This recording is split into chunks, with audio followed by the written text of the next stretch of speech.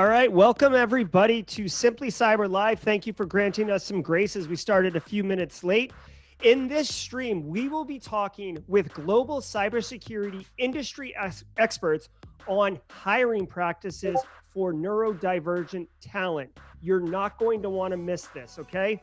Now, from the Harvard Health Publishing, neurodiversity describes the idea that people experience and interact with the world around them in many different ways, and there is no one right way of thinking, learning, and behaving. So that is the underpinning.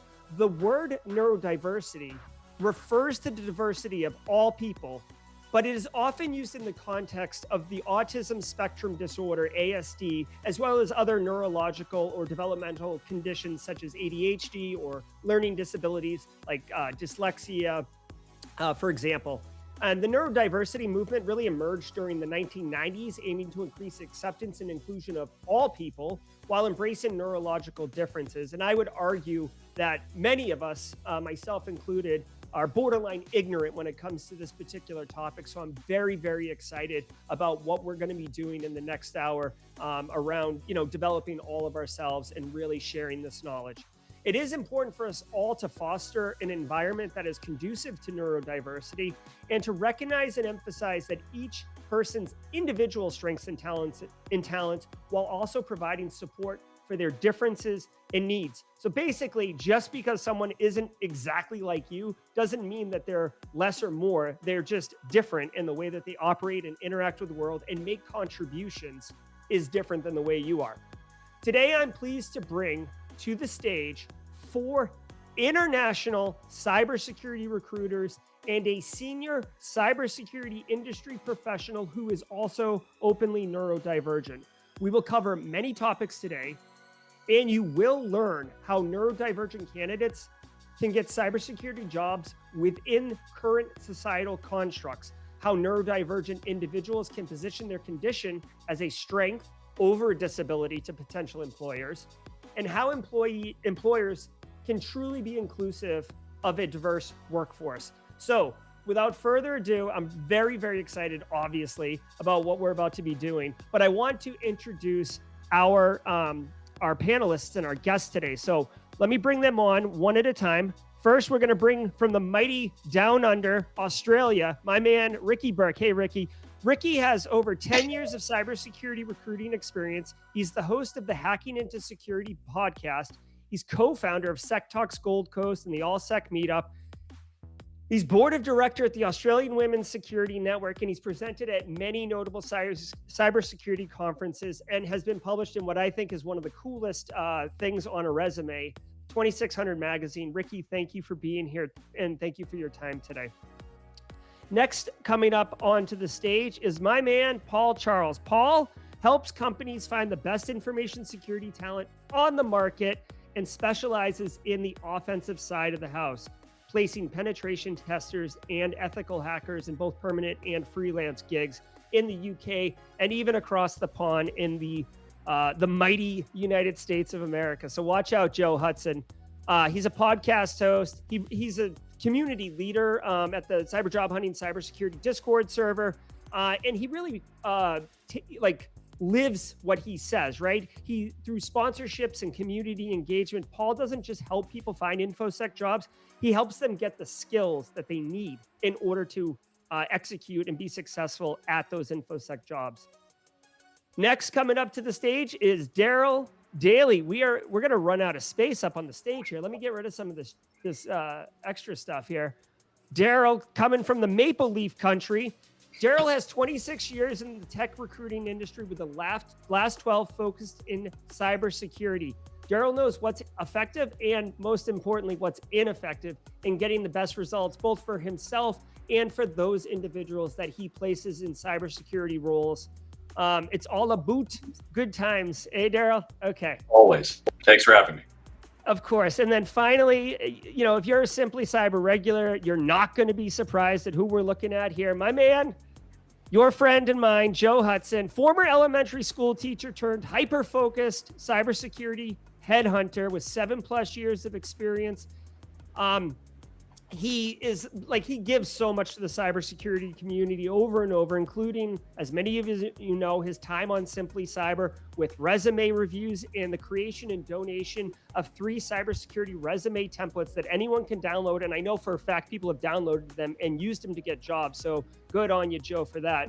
And he's always having time to help anyone willing to put in their fair share of the work in order to, basically break into the industry. So thank you all for being here, recruiters. And finally, last but not least, obviously, it's our good friend, Nato Riley. So Nato takes what others know to be true and finds something new that hides beneath the surface, which I think is just a great way of putting that. He likes to turn possibilities into realities. Now, you may know him. Nato's got his fingers in a lot of different pies, okay?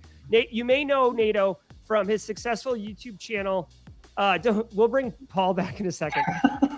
You may know him from a successful YouTube channel, Nato is Code. He's got this Cloud Underground community, which I think I'm a fairly smart guy, and I still can't wrap my head around all the insanity that's going on in the Cloud Underground. It's amazing work that they're doing down there. Or you may know him from his SIM integration engineering work. Nato's always willing to help, just like everybody else on the stage.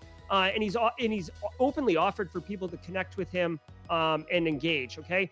And today is no difference, obviously, in his community outreach, as Nato is openly neurodivergent, as I mentioned before, and a cybersecurity professional, and he will be contributing to our conversation today from that perspective. It's going to be awesome. So without further ado, I know that was a long intro, but each of you are very, very valuable and very important, and it's critical for the audience to fully appreciate and understand. Now let's get right into it, and I'll throw it immediately to Nato. Nato, just so we can level set and really appreciate and understand, can you kind of talk about what neurodiversity is and how it kind of plays in the modern workspace?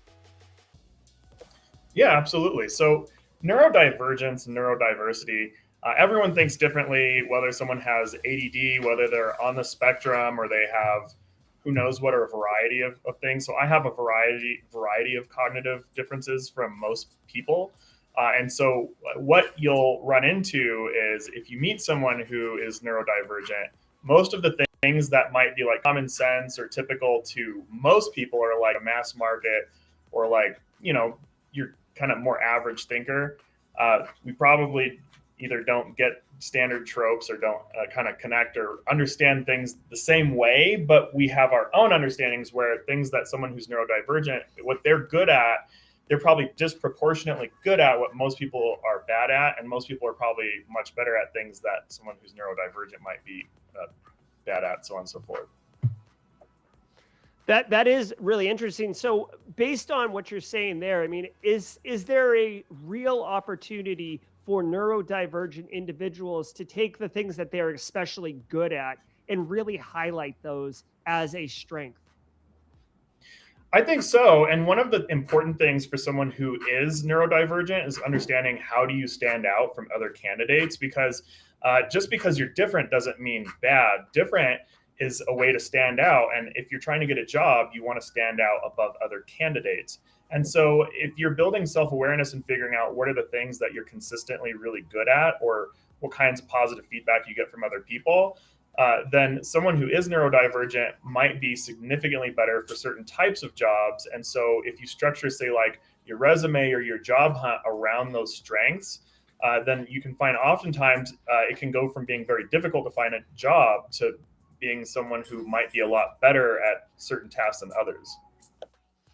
Interesting. So let me start throwing this to the recruiters, and I'll start with Paul, if that's fine with you. So Paul, to Nato's point about kind of taking these skills and these conditions, if you will, of neurodivergent individuals in spinning what may be seen as some as a disability, making it a strength. Have you had any experience in the UK with this? And, and like what kind of historical case study can you share?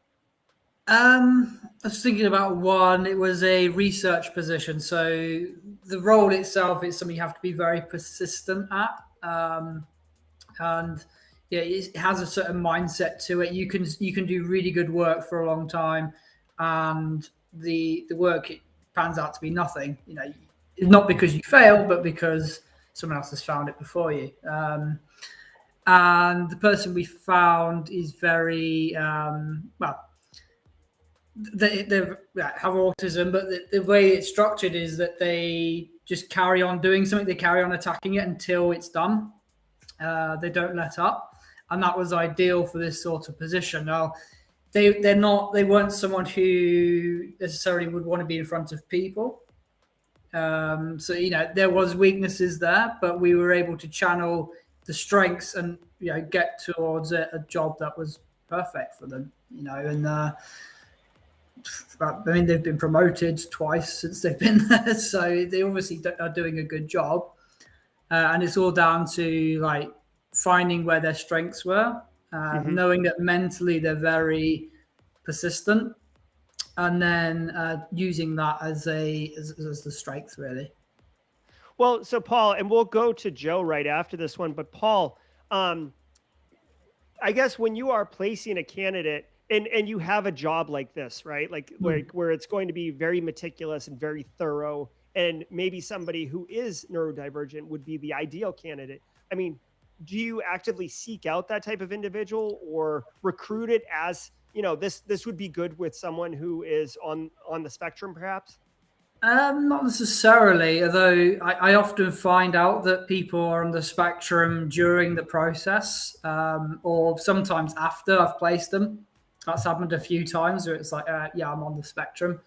In fact, when we advertised for this, I had a few people come out of the woodwork who I had no idea had any sort of neurodivergent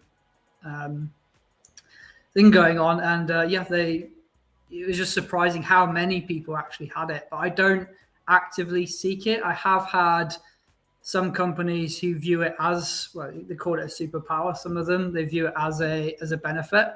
Others sort of hit and miss, that some really appreciate it, some don't. Some are on the fence. But in terms of your question, I don't seek them out. They just inevitably arrive in this industry. There's a lot of people. Yeah. So Joe, to throw it to you, kind of same question from a United States perspective. Have you ever seen, an opportunity to kind of spin neurodivergence as a strength for a particular role when you identify it? Is it requiring those type of skills? Yes and no. I would say it's still a sensitive subject for individuals. There are going to be some people that would never want me to tell anyone that they would qualify or classify themselves neurodivergent, and they may not even know. I mean, there's a lot of people that are discovering it now. I had a chat a week and a half ago right here in this office with a guy I've known for a long time. He's been a director, for a long time. He said his son is on the spectrum. He went and got tested. He found out he's on the spectrum. And he said, what do I do? Should I be telling people this? And I said, that's totally up to you, man. But in the sense that America is, I obviously don't pay attention to all the world news on all topics, but I know America places such an emphasis on this topic as we need to be more accepting. But in many ways, I think we're probably the most judgmental country on the planet too, to where we say, be yourselves, but make sure you do it this way. And, what I told him was, hey, look, man, we're going to have a serious influx of candidates over the next 10 to 15 years that are going to be neurodivergent, and maybe they will say it and maybe they won't. But if I am not if I'm anything and I'm nervous about it as an applicant, and I can find a manager that works there that's proud about it and open about it, that's a place I'm going to feel probably a little bit more comfortable applying. And so I think that, once we start to see more people openly, sharing this information, I've had multiple candidates come to me this year. I would say not very many before this year, but they were openly, it's on their resume and whatnot. When we start to see those people climbing the ranks, and they've from the beginning been open about this, and now they're in leadership positions, I think that will start to change the narrative for people who are nervous in applying or not even able to get a shot, because that's going to be a lane that makes more sense for them and for the people that are hiring. And they'll be able to say, yeah, I understand how to work with my day and how I can maximize my skills. But I mean, I think it's very clear in cybersecurity, there are some great qualities that work very well. Pattern recognition for people that can be, on the spectrum, that can be something that's incredible. That can be amazing. So I'm seeing it a lot more, but I would say we haven't reached over that hump yet to where people are really comfortable about it yet. Yeah, and unfortunately, the United States, like mental health, it still has a massive negative stigma. We're getting better and better at being more acceptive and inclusive on that, but it's still, it's interesting to see how it kind of transitions. Daryl, did you want to drop a comment following up on Joe?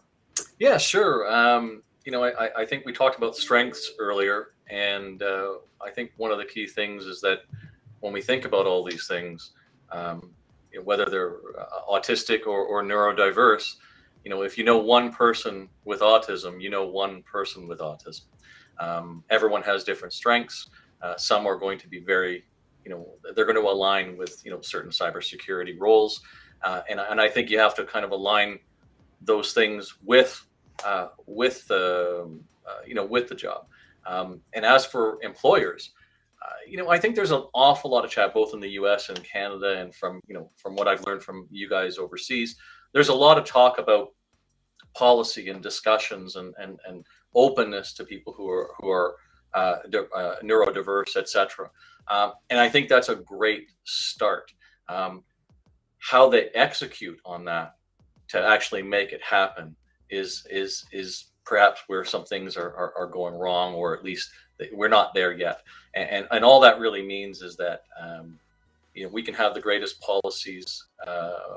We want to do this, we want to do that, but as it filters down through the levels and all the way to the hiring manager, who I think that's where that execution sort of falls apart. So there's still room to improve for sure. And with current labor shortages all over the market, especially IT and especially in cyber, I don't think employers or recruiters can ignore this talent pool, especially when there's some unique strengths that they can bring to the table.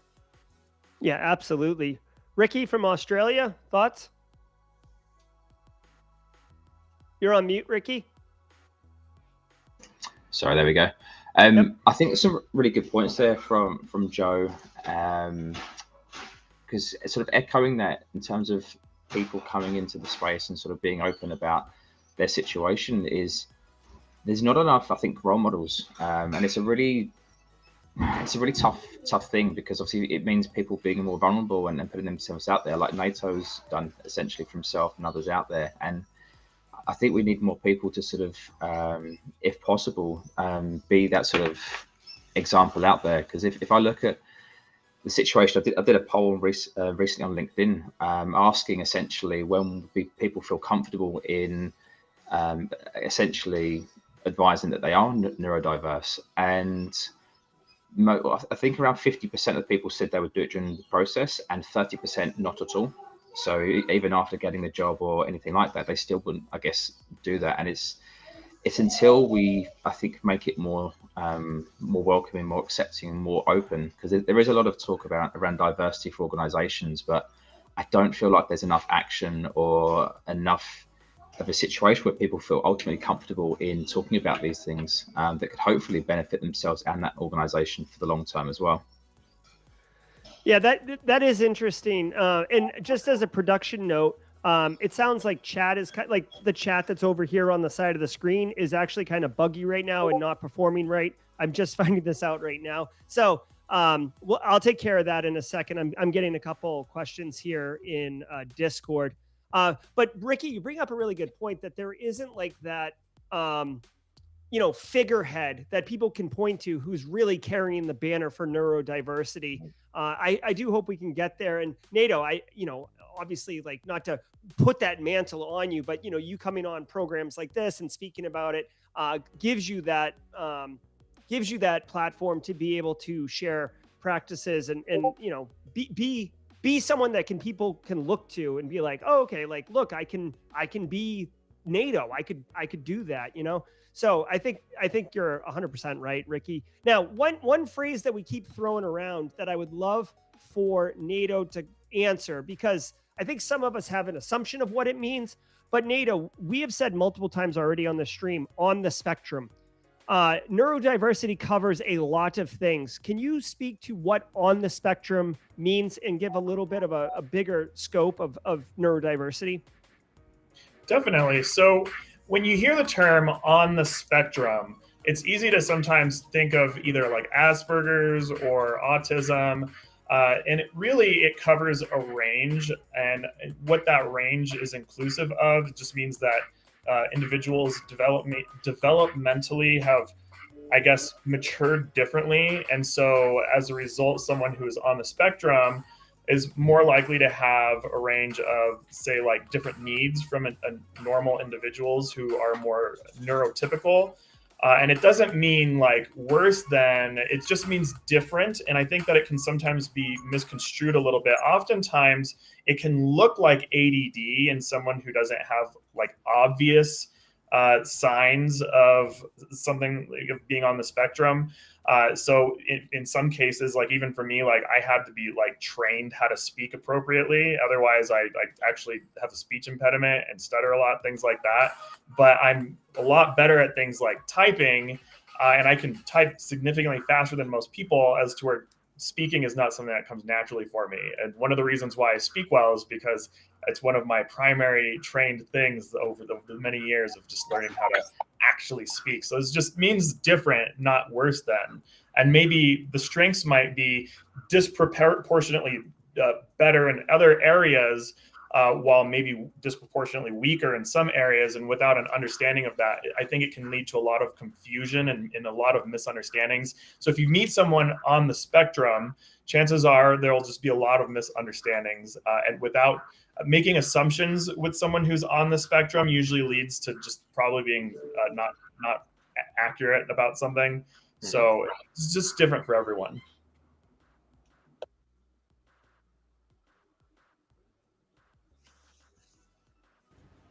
You're on mute, Jerry, for a good 5 seconds there.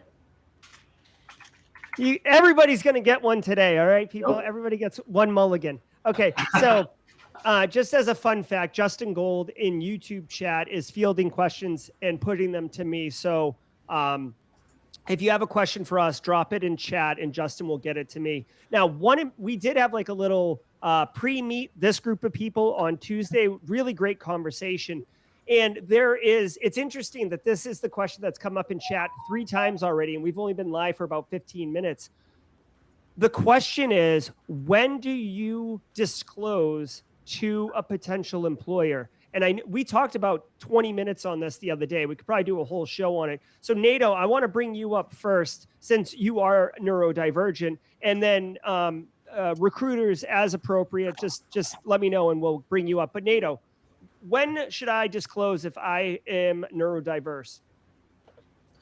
So I think that's a very personal question. And I guess the way that I answer that sort of question these days is different individuals have different support structures. And so for some, you might have like a really supportive like family structure or some structure behind you that makes it a little easier to take certain risks with like your career transactions. So if you're going and applying for jobs and you say, hey, I am neurodivergent or however have you, it does open doors to discrimination. And for those who think like, oh, it can't be that bad, it's bad. It's really hard to get a job if you just openly disclose what your situation is health-wise. That's why we have the Office of Civil Rights and things like HIPAA. So it's actually your right in certain countries like America to, be the decider on what you disclose, how, when, and why. So if you have a good support structure and you have enough belonging around you to feel confident enough to talk about that to employers, rejection can hit someone who is neurodivergent really hard. And so if you're constantly getting rejected, if you don't have something to kind of like keep you stable, then maybe if you don't have that kind of support structure, I oftentimes will wait until or recommend waiting. For me, I tend to wait until there's an offer, and then I'll talk to HR and then make sure that it sounds like an appropriate fit with HR. And then move forward and making sure that I fully disclose out to HR. Now, everyone's different. That's one way. If you want to disclose, you don't even have to necessarily talk to HR. You can wait a few months to feel a workplace out and figure out who maybe you feel comfortable talking to about those sorts of things. But one reason why I do recommend talking to HR first before managers is because HR has access to certain protections for you. So like if you are in, say, like America, you do have, say, the Office of Civil Rights. And if you disclose certain disabilities and things like that to HR, and you can get some coaching and help on how to present that to your manager. And so in some cases, it might make more sense to apply to a job, especially if you know you can do the job well. What I've run into is there's certain jobs that, like, you know, someone might know that they're going to be an overachiever in, just because they know that their predisposition is significantly better at, say, something like coding than most people. And so they know that even if they are bad at everything else, they can probably get away with just being so good at code that everyone else will leave them alone. So maybe they can get away with not saying anything. But even if you're really good at something like that, you'll run into, it's almost guaranteed that you'll run into misunderstandings with other coworkers. And so if you don't ever disclose that you have some form of difference in the office, then it can translate into just a lot of confusion around the office. So I do still recommend talking to HR, even if you never tell a manager and never tell someone who you're working with, just so that there's someone who can be an advocate of awareness for what you have if unexpected messes and misunderstandings pop up, so that if you're going to potentially get fired, you can't be fired if it's because of your disability. And that's a protection that I think is very important for those who have disabilities to be mindful of, is protect yourself first and think about how strong your support structure is. So Daryl, as a recruiter, have you experienced, or do you have a story from your background around a candidate just, you know, going through this difficult decision process of when to disclose? Yeah, it's more of a personal story rather than a professional one. So my oldest son is autistic, and he is also working in the cybersecurity world. And he works for Deloitte Canada as a cybersecurity analyst and a threat hunter. And I know that when he started looking for his first entry-level role, there was a lot of discussions both here at the house and from other people who were trying to provide, you know, some assistance to get him going and into that first role. You know, do you disclose? How do you disclose? When do you disclose? When do you disclose? And what exactly do you disclose? So, you know, again, I'll back up Nato 100%, saying that it is a personal decision. About whether to do it, when to do it, who to do it with, and exactly the details, etc. In general, I think in my son's case, it was a positive overall, only in the fact that if organizations were not terribly interested in, you know, making accommodations happen, you wouldn't get very far. It didn't really matter how you did on that technical interview. Whereas other organizations were very open, and, you know, even in their initial email inviting you to your first interview, there was a question: hey, if you require any accommodations, please let us know. And I think that's important, just to keep that conversation going, and for you to put your best foot forward in that interview and do your best, and hopefully find that right fit and get employed. So I'm a fan of it, but again, personal. And I think there's that initial during the interview stage, but then also after you're actually hired, you know, a simple letter stating, you know, here is an issue that I have, here is how it impacts me, here is my idea on how a simple accommodation can make a difference to me to be successful. So I think those are all key things. And, you know, I'll give you one example if give me 2 more seconds. Just, you know, for example, let's say prioritizing tasks. So this is challenge. Prioritizing tasks. What are the impacts on performance? Too much time spent on non-critical tasks and important projects are late. Accommodation. A brief daily meeting with the supervisor to review progress and priorities so that I am on track. So is that a very simple accommodation? Yes. 2 minutes in the morning with your supervisor or your manager just to go over the day's activity or what they want you to focus on. Doesn't sound like a whole lot of effort is needed to make this a successful hire and a successful experience for that new employee. So there's an example. Yeah. So throwing it over to the UK, Paul, GDPR is like, an ironclad gold standard for privacy, certainly to include disabilities. What have you seen from your perspective in the UK? So with this, I try and attack it from the other angle. First of all, I go to any clients and we talk about D&I before we actually start hiring. And because there is a lot of people on the spectrum in the UK in cybersecurity, we make sure that they are aware that some of the candidates coming through may well be on the spectrum. And you go in, like Darryl was talking about accommodations, we talk about reasonable adjustments in the UK. That's how we'd phrase it. It's a bit different. But it's things like going into interview, can we have either oral or written forms in the interview? Because certain people process information differently. And also that, sometimes when your brain freezes, it happens to everyone, I'm pretty sure. Some people on the spectrum, they freeze and they just can't get out of it. So they need an extra 5 minutes to go over the question. So you talk to clients about that before we send the candidates in. Any candidate I've had who's been upfront and said, hey, I might need some help.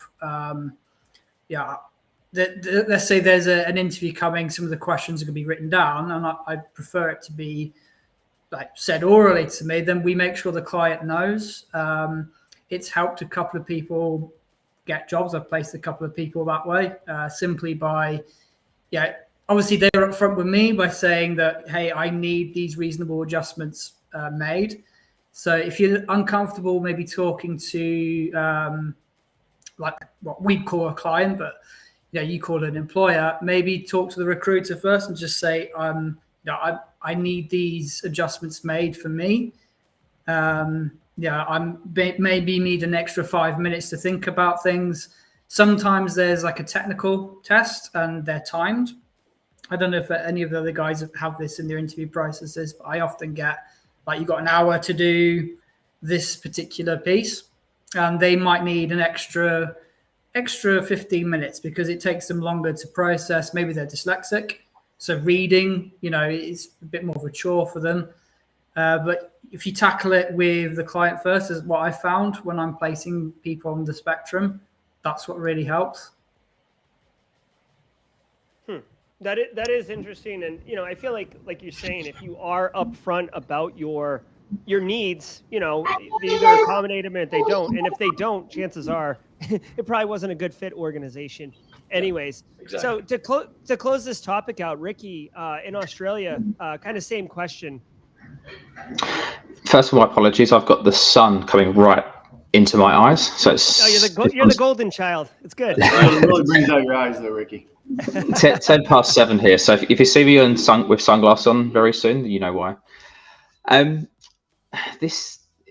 got to be honest. This is a really interesting topic, and one that I feel like, if I'm honest with you as a recruiter, that I need to do better.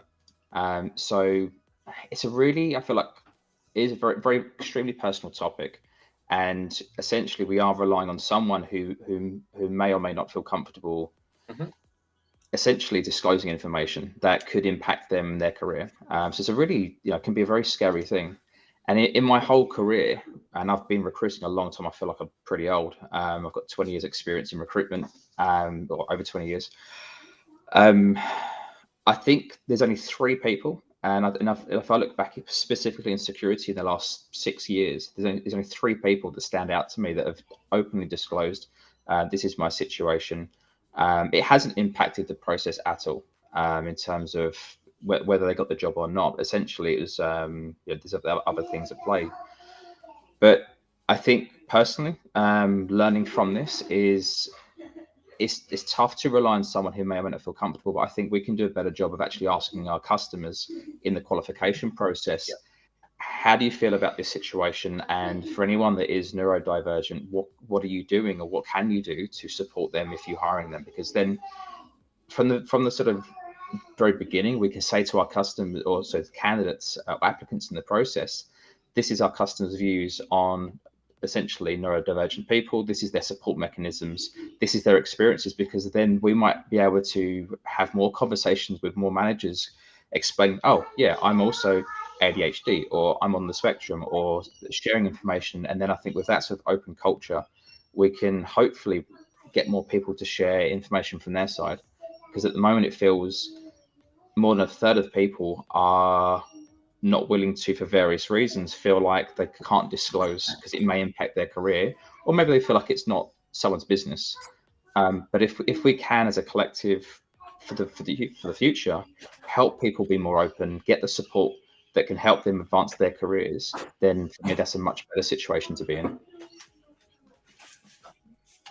So Nato, not Ricky, going back to the question about when do you disclose, right? And you had said it really depends, but ultimately you said offer letter in hand, disclose to HR. Well, Cyber Insight Canada, another Maple Leaf guy up in here, he actually said, and obviously I can't bring it up because chat's broke, but he said, I found HR to be the worst when it comes to maintaining a gossip culture inside a company. Wouldn't HR be the last people you would want to disclose your neurodivergence to? So that question leads to the exact reason why I ended up getting in cybersecurity and staying in cybersecurity, and probably will just be in this industry. Because I should talk about what cybersecurity means to me before getting a little deeper into that. When I started getting into a lot of things, I came into cybersecurity through compliance. And the reason why I came into cybersecurity through compliance was because even at younger ages, I ran into situations where some discrimination led to some stuff. And I actually had like reduced rights over certain things. And so then I had to deal with like court system, and then I turned 18 and then that changed. And so then I got my full set of rights of things. So that is a complicated thing that I won't get too far into, but what that goes to is with HIPAA, and whatever country you're in, there's most likely something that is in the context of protecting your PHI or your PII or your personal information.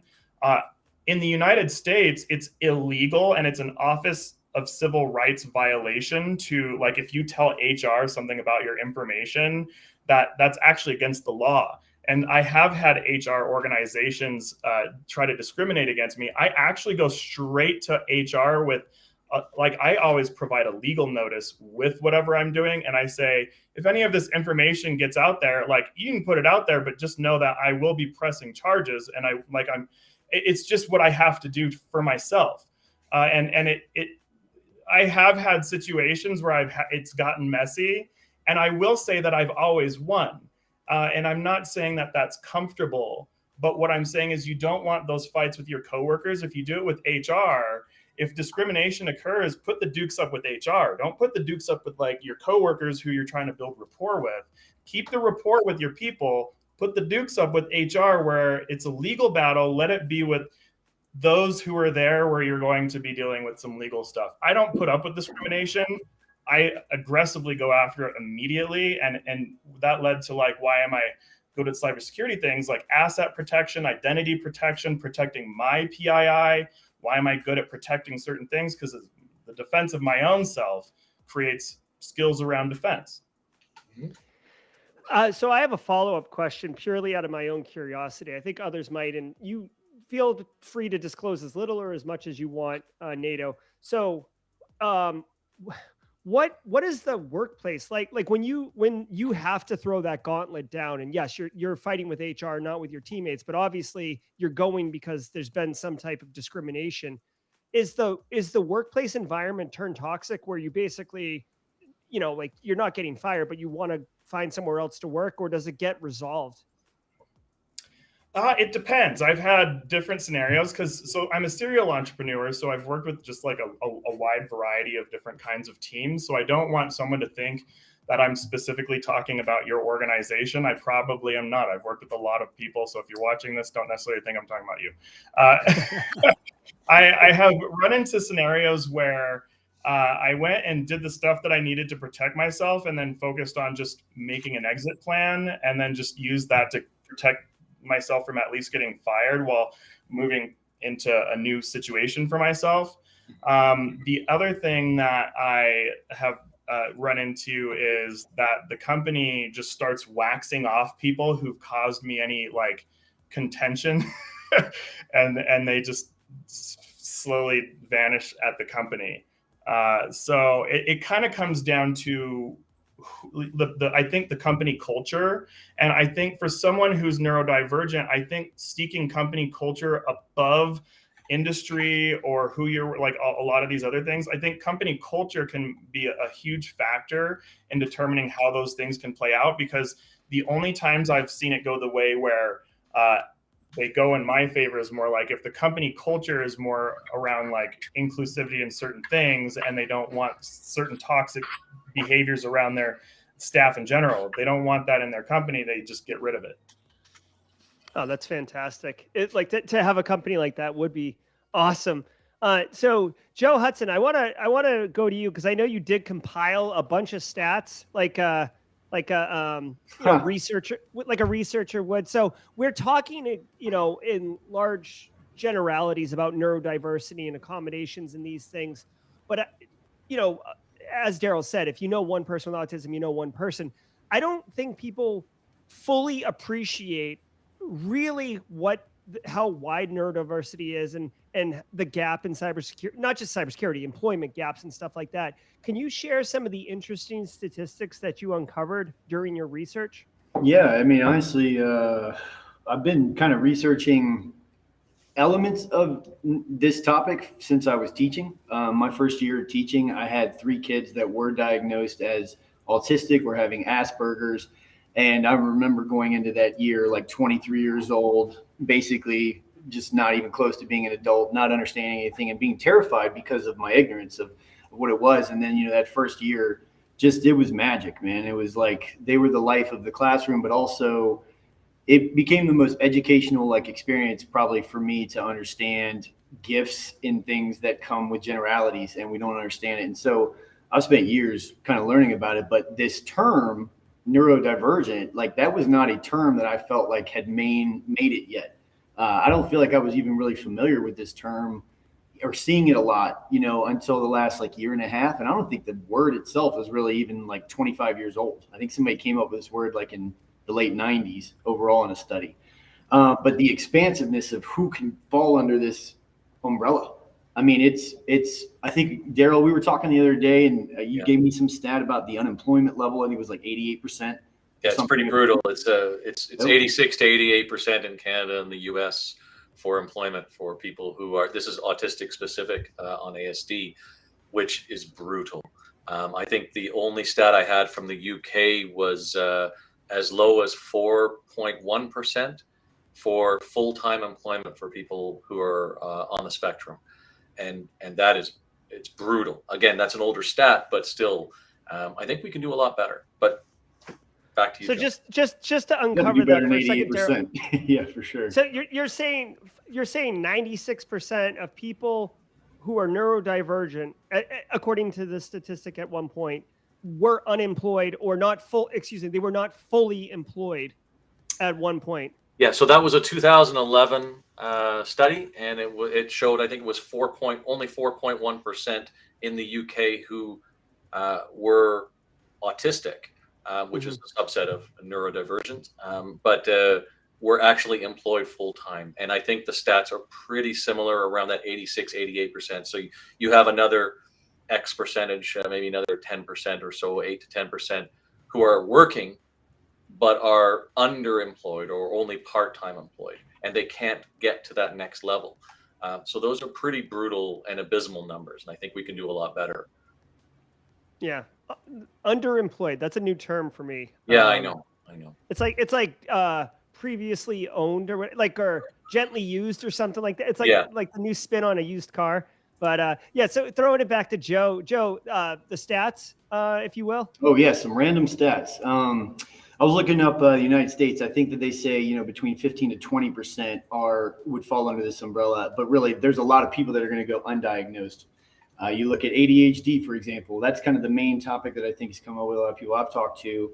And I think, there's 3 million people, I think, born every day that they say will qualify. I don't know how you can attest ADHD at birth. but basically we're having 3 million people, cases, new, identifications a day.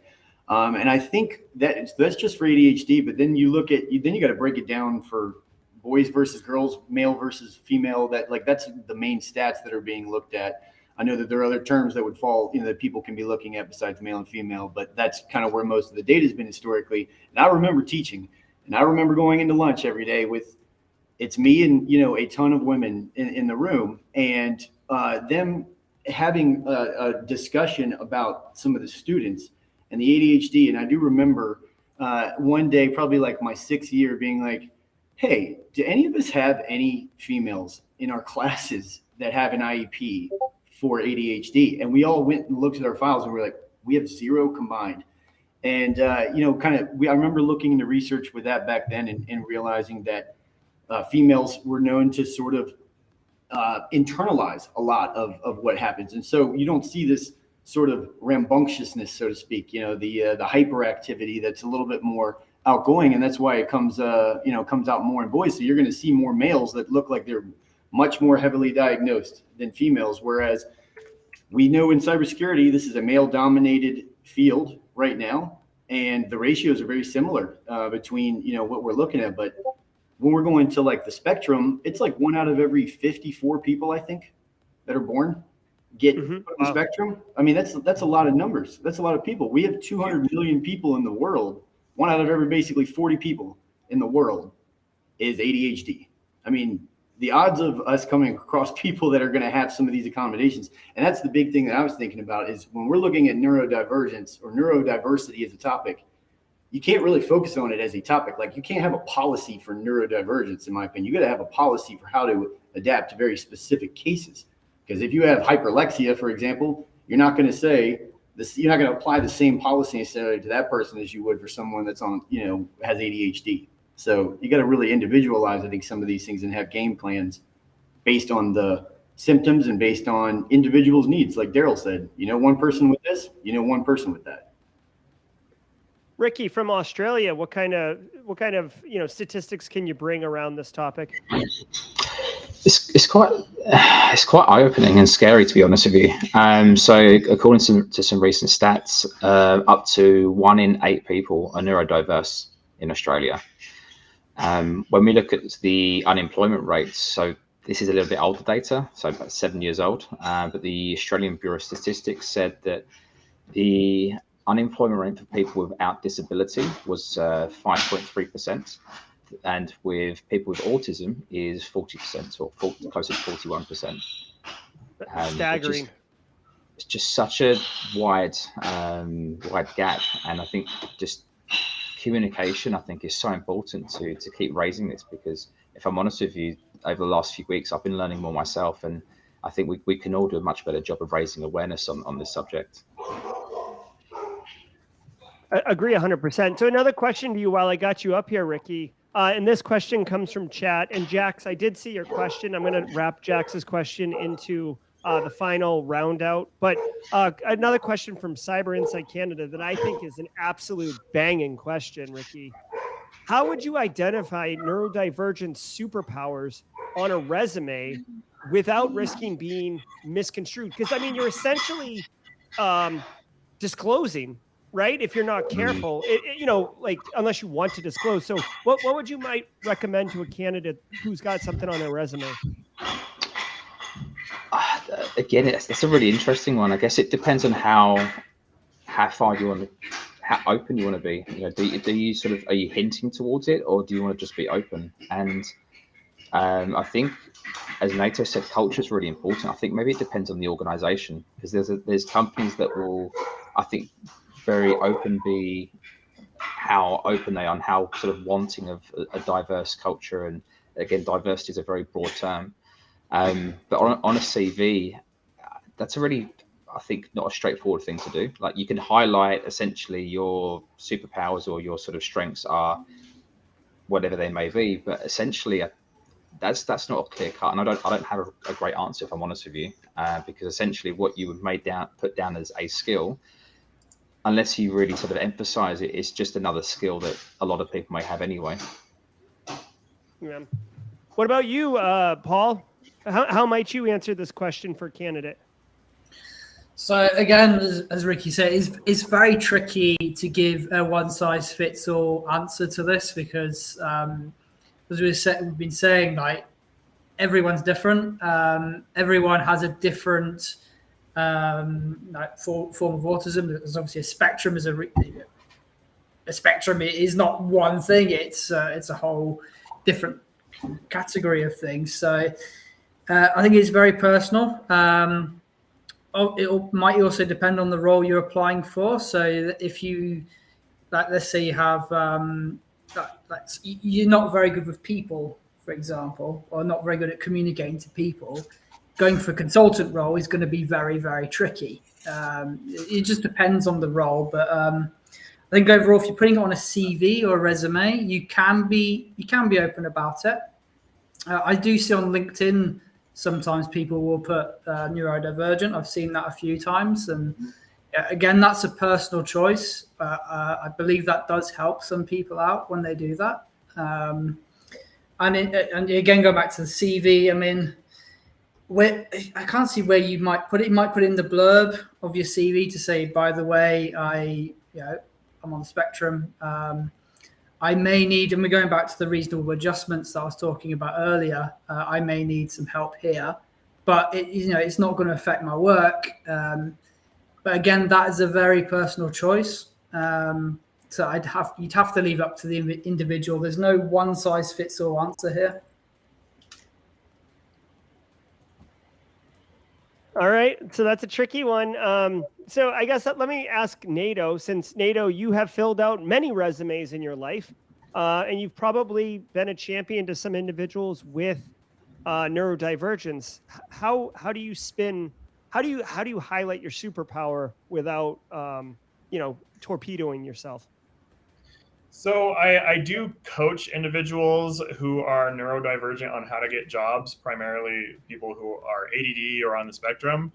And what I usually, I guess, kind of get into is the idea of positioning yourself and how do you position yourself. And I guess what that means when I explain it is if you have a certain skill, like everyone has something that they have an aptitude in, and focus on like how that's just one of your aptitudes that you so happen to have, because everyone has strengths and everyone has certain things. I think one of the good ways to sort of find a way to structure kind of explaining strengths is I'll recommend things like Myers-Briggs tests and things like that, so that if folks want to, instead of saying I am like on the spectrum or I have ADD, they can be like I am an INTJ or something along those lines, where it gives an idea that maybe someone might be a little more like analytically driven or focused, things along those lines, if they want to kind of put something out there. But you can put what I consider like counter terms. And a counter term is sort of like a replacement term to allow you to continue to maintain a form of privacy that is something that's still true and relevant to, trying to express your strengths, and just framing and positioning in a way that others are going to connect with. Because if you say that you're on the spectrum, everyone, if they've ever experienced someone being on the spectrum, they're going to think that maybe you're like their past experience, which is probably far from true. Absolutely. Yeah, that's a great way to put it. Daryl, thoughts on this topic around the resume? Yeah, for the resume, and all the recruiters here, we've seen tons and tons of resumes over the years. So I would actually avoid using the word superpower on a resume. I know that's going to come off somewhat, wrong to certain individuals, but that's okay. I would avoid that. What I would recommend, is to put perhaps unique strengths, and list a few things out, such as attention to detail, or a unique attention to detail, or something that is unique to that person's aptitude. Neurodivergent people deserve to be identified and defined by their strengths and not focus on their weaknesses. Because if we focus on their weaknesses, whether it's in the resume or during the interview or during their employment, that will almost certainly become what they are known for at the company or in that interview. So we have to choose what we're going to focus on. And I think when you're putting your resume together, choose to focus on your strengths. Yeah, real quick, to kind of go back to that on Nato's previous comment about your typing, like right there, say you're typing, your job is a tremendous amount of documentation and reports. The amount of time that you can spend. So you're not going to sit there. And I think I've told this story before, but like the first bullet I put on my resume when I left teaching was can type 96 words per minute, because I had no idea what to put on a resume for a recruiter. But to take that to basically say, quickly and effectively can type up reports, saving an exponential amount of time. But then in an interview, that's going to be a random bullet. But I mean, that's going to be something that can absolutely have a huge effect on your performance, your efficiency, and your ability to crank out your job, which might not be looked at as a category. No one's putting fast typing on a security job description. No one's doing that. But it is something that can actually make a huge difference if it's a superpower of yours. That's pretty cool. It's a good topic. It definitely is. And many of the things that we've talked about today already, we could do a full stream just in and begin unpacking and uncovering it. So there really is so much to cover.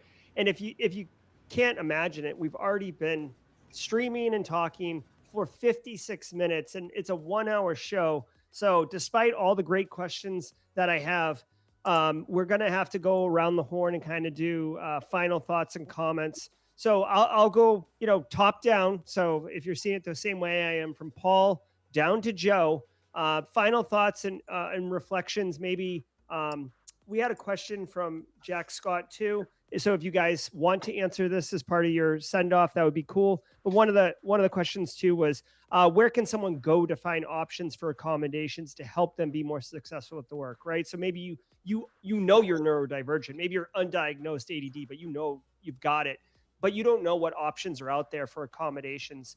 So any resources like that would be useful. So Paul, I'll throw it to you. Final thoughts on neurodiversity and cybersecurity? Yeah, I think, since we started talking about it, I've certainly learned a lot more about the subject, especially we were talking about stats earlier. In the UK, employment stats for people, neurodiverse people, is shockingly bad, considering that the overall unemployment rate's 3.4%. So it's really, really bad. So I've certainly learned a lot. I hopefully will put some of what I've learned, especially from Daryl. He's mentioned quite a few things his family have faced. I will certainly bear that in mind when I talk to candidates and clients to try and help people, get jobs. That's what we do. In terms of accommodations, there are a few people I follow on LinkedIn recently since I've started researching it. I don't have the names off the top of my head. I didn't write them down, but I'm happy to send them to you after the stream. And then if you want to forward them on to the person that asked the question, we can do that. Awesome. Yeah. And I will make available Paul and Daryl and Ricky and Nato and Joe's contact information, both after the stream ends, in the description below. And if you just DM me on Discord, I will connect you with these guys. I mean, you can find them pretty easily on LinkedIn too. They're not hiding in the shadows, some dark web hacker or anything like that. Daryl, final thoughts on neurodiversity and cybersecurity? I think from an employer's perspective, and I kind of want to speak to the employers out there, the people who are in that hiring seat role, that hiring manager role. So I think it's important to note that no one is asking for a handout because they're neurodiverse or autistic. No one. All they want, they're worthy individuals. They just want their fair shot. And if the stats are to be looked at and to really be internalized and really analyzed, the hiring game has been rigged against them from the start. So for employers, being leaders means being intentional. That means we no longer ignore candidates who are highly innovative and adaptive. And we can't ignore a talent pool that brings really unique skills to the cybersecurity industry. And different, not less. There you go. Yeah, that's the tagline right there. Different, not less. Ricky, final thoughts? I think some great points there, and I'm echoing the thoughts on basically for me, it's just we've got to have more conversations with customers. If we're looking at stats where it says in Australia there's around 1 in 8 people are neurodiverse, that means a lot of the people that we're already working with, a lot of our customers fit into essentially that category. And I think the more open in terms of communication and us when we're qualifying roles with customers and talking about this subject, essentially we want to raise awareness, and it means if they can have essentially a more supportive environment, and maybe they already do, they just don't talk about it, because for me this is not spoken about enough, that if we can offer that supportive environment, that hopefully it means people feel more comfortable in essentially letting us know if they want to talk about it, and then bringing in that awareness to customers as well, because it's just crazy that in 6+ years, only 3 people, and again, it's completely at people's own discretion, but only 3 people have sort of essentially mentioned it to me. Whereas realistically, it could be a lot higher percentage of people that actually we're working with already. They just don't feel comfortable or don't feel the need to disclose it. Very true. A lot of work to do. Mr. Hudson from the United States, can you share your final thoughts on neurodiversity and cybersecurity? Yeah, we have a long ways to go, and it has to happen, because we can't sit around and complain about the gaps and then also look for excuses to dodge this discussion. And I agree with Daryl. This is, we spend a lot of time telling candidates, here's what you need to do, here's what you need to do to get in. This is an arena where recruiters and our companies, like, we have to take some ownership of this. I can't wait for my next client call. So in the middle of my technical questions, I can go, and by the way, what do you guys do? What's your approach to, to supporting candidates that have, different needs? I cannot wait to hear that awkward, silence, because I can almost guarantee most of the people that I'm going to ask, they're not going to have that sort of approach or policy verbatim ready to go. And that's not something you're going to be really familiar with. And I agree. Most of the people watching here, they would never know that this group of people, we've been talking about this offline for 6 months now. And I think it's sort of generated each of us to put in some research and share some dialogue. Daryl really sharing his story. I just think it's kind of hit home with us as individuals a little bit more. And then being able to connect with people like Nato. Nato, it's freaking awesome what you do, man. I mean, it's really cool that you put yourself in a position to be a model that people can follow. And we have to have that. So not everybody's going to be comfortable with that. And it's kind of like what we talk about before. We tell people to network, et cetera. That's not going to work the same way. There is no formula for that, but there has to be some individuals and leaders that take this bull by the horns and honestly make it an intentional topic with clients. And then also let the candidate pool feel comfortable bringing it up, because they feel like we could be advocates. And then after time, they're just going to expect everyone, for the most part, to be advocates, because this is going to be more of a normal topic. So I hope that this is something that we continue to revisit as a group here and as individuals. Yeah, it's definitely been a growth opportunity for myself. And I know for many of you, like Joe just said himself, and I could just tell from the other individuals, definitely been excellent. And as I said, the mental health has a negative stigma in the United States. And I really feel that we're making great leaps as a society in the United States just in the last 5 years, where mental health is not seen as a stigma. People take mental health vacations. People, even in the cybersecurity community, where mental health, especially on the blue team side, you can suffer burnout, exhaustion, and it's okay to be that way and share that and get the help you need. It's not you're not a social pariah if you admit to those things. So final thoughts, Nato, to round us out and take us home on neurodiversity and cybersecurity. Yeah, and I just want to make this message out there to those who also think differently out there. Don't think of it as a bad thing. Think of it as you just so happen to have strengths that others don't necessarily have, and just figure out how to discover those. And I would even go so far as to say, don't pursue looking for a career, pursue looking for a community. Because if you find the right job with the right people, then that job becomes a community and a place where you find routine and people who actually care about what you're doing, who actually appreciate you, who actually, provide more than just a paycheck. So don't just pursue a paycheck if you're someone who thinks a little differently, because it's a lot harder to just get by when like other people don't have these other things to contend with in their day. Go out there and find a place where you can be yourself. And if it takes time, if it takes job hop until you find it if you have to. There's a bad stigma around job hopping, but like if you're at a place and people aren't treating you right, bounce. Don't let people treat you poorly. Don't let people talk to you in ways that people shouldn't be talking to you. Like if you're feeling like this is not going to work out for you, like stand up for yourself and look for the things that you need to do. Understand your rights and find a community. Find people who are more than just a job. Yeah, absolutely. Everybody, I don't care who you are, everybody is entitled to dignity. Absolutely. So before I was going to close it out, but you made me think of something, Nato. Is there a resource or community, like in the cybersecurity world, there's Discord servers that I always point to. Is there something for neurodivergent individuals to have a kind of safe space to talk and understand and get access to information that you know of?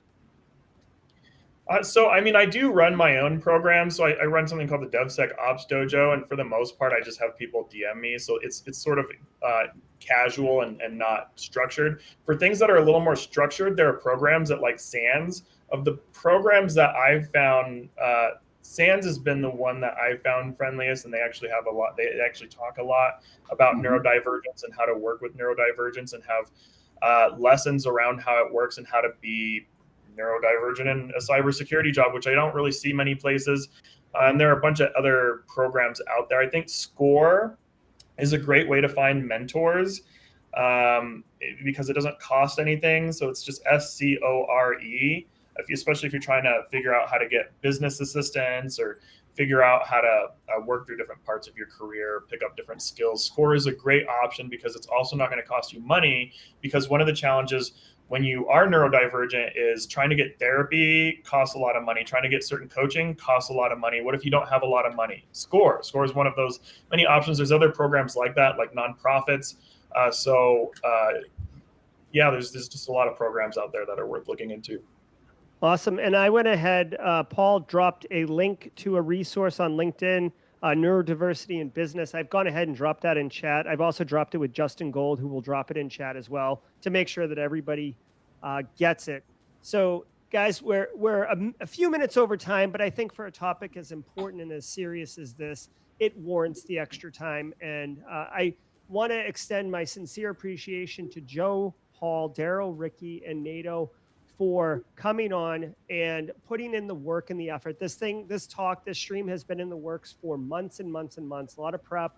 I saw the messages in chat from different people. It was really well received. It definitely resonated with the community. So I'd like to thank all of you for being here today, both on the panel and in the audience, to help educate and promote this very important topic as we move into a more enlightened society that is more inclusive and realistic with how people can contribute to the workforce, basically. So that's going to do it for this episode of Simply Cyber Live. Again, thank you to everybody involved. Remember, every weekday morning at 8 a.m., I do the daily cyber threat briefing, 30 minutes of action-packed cybersecurity news of the day. So definitely come check out tomorrow morning at 8 a.m. for that cyber threat briefing. And then next Thursday, we will be doing Simply Cyber Live, just the same, with a different topic, but equally as interesting, if I will. So thank you, everybody, for your time, and we'll see you all next time. Take care. Bye, guys.